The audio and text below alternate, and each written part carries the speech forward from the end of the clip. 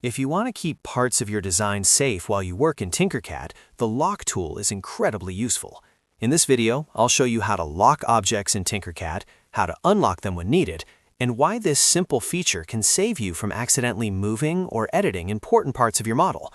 If this tutorial helps you out, make sure to hit like and subscribe for more easy software guides. Now, let's jump in. First, open your Tinkercad design and click the object you want to secure.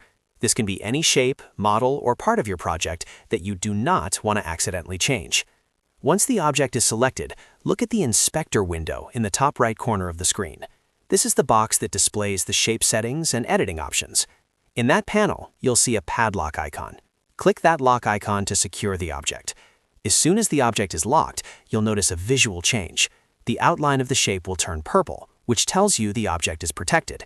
At that point, you will not be able to move it, resize it, or change its color until you unlock it again.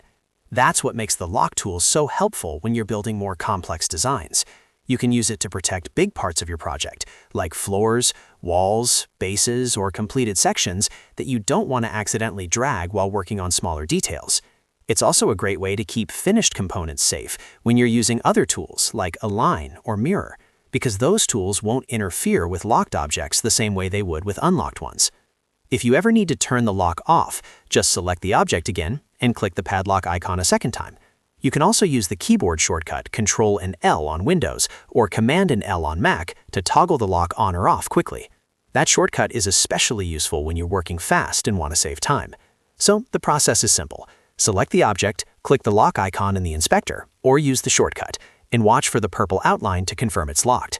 When you're done, unlock it the same way. That's all it takes to lock objects in Tinkercad and keep your design under control. If this video helped you, please give it a like, subscribe for more Tinkercad tutorials, and I'll see you in the next one.